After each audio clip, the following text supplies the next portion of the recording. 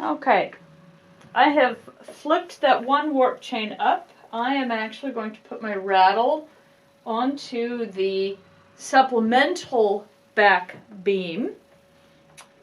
Let's see if I can do this without too much difficulty. I use rubber bands. I use rubber bands to hold these on because it's easier to take them off, put them on. I don't like to tie knots. You've probably figured that out already. Knots are a pain.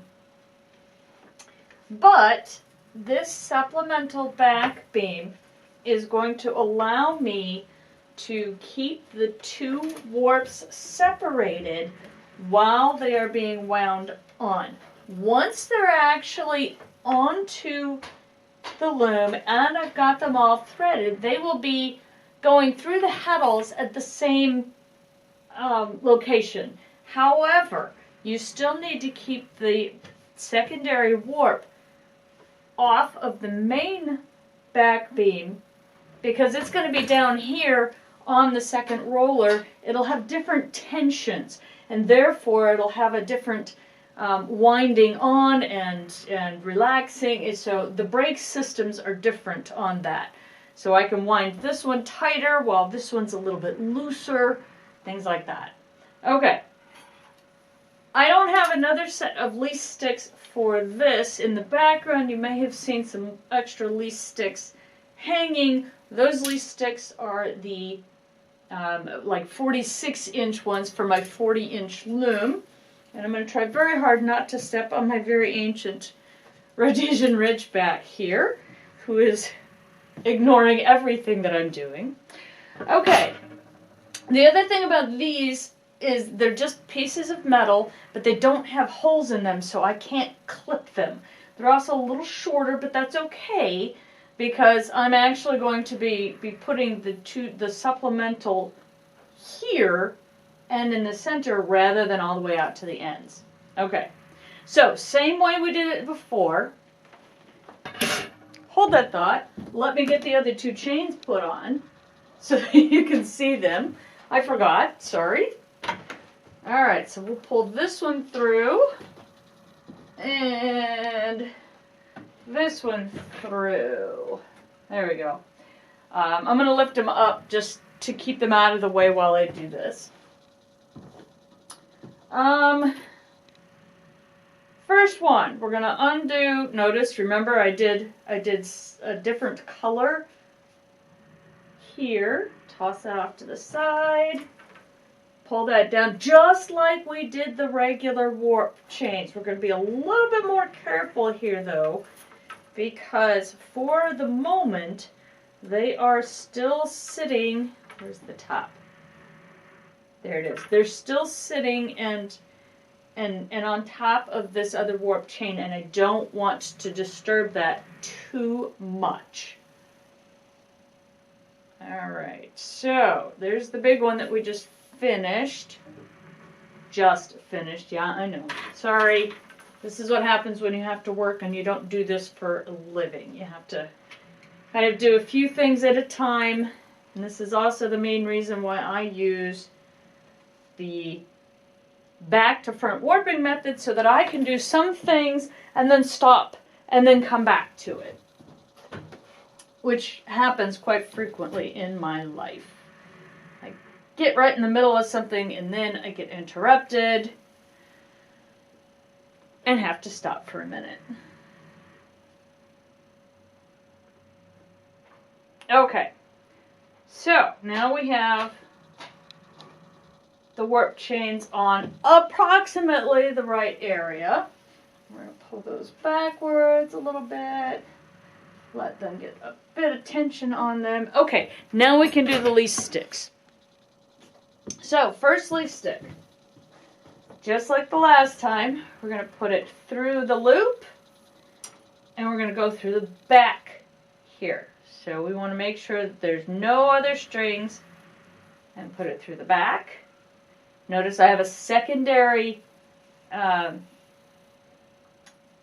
lease stick holder, string, whatever you want to call it. It's not using the same set.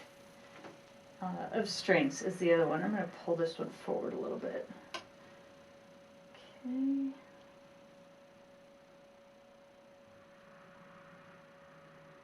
I am not a professional in the least on any of this. This is all just me. I'm learning how to do this by playing around, reading books, lots of books. Okay, first lease stick in. Second lease stick, just like the last one, we're going to twist it and then put it through the twist. We're going to make sure that these strings are, oh yeah, that was kind of twisted. We want to make sure that those are straight as we put that through. Same thing with this one. They're nice and even. They're not twisted. You can hardly see the gold in there. But again, there's only five golds. Okay. And here we go. Make sure that's straight. And that is straight. Okay. So we have our lease sticks in. Twist. And there we go. Twist and put it through the back. Now I know that I need 21 of these ends before I hit this secondary supplemental warp. Same thing on the other side. I need 21 before I hit that, and then this one is completely centered.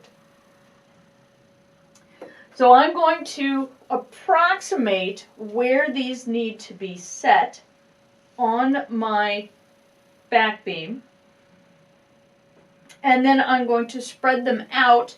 Not very far. It's literally about a ½ an inch here and another ½ an inch here, if that, and then maybe 2 or 3 inches in the center for the supplemental warp. I'll get those spread out the same way we spread them out on the main part. Again, they have to be approximate. They don't have to be exactly in the right spot, because we'll be able to pick and choose when we get up here and start threading. Okay? That's how you put them on. I'm going to still add weights at the back as I wind them on.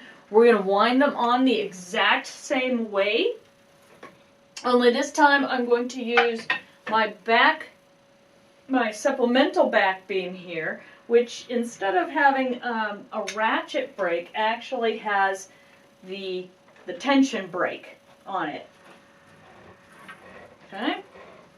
So we're gonna wind that on. I'm gonna pull off the rod. I'm gonna put each of these bouts through the rod, and I'm gonna wind it on the exact same way that I did the other one. Use the paper in between, and then use the sticks in between each of the layers. We'll get that wound on, and then we'll start threading.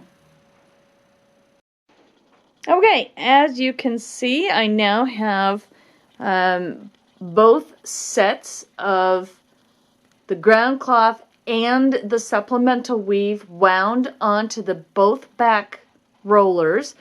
And I wanted to see if I could show you a better picture of my back rollers. So I've got a ratchet brake system on the top, and I have a tension brake system on the bottom here. You can see exactly how fat of a roll you get when you have 6.5 yards.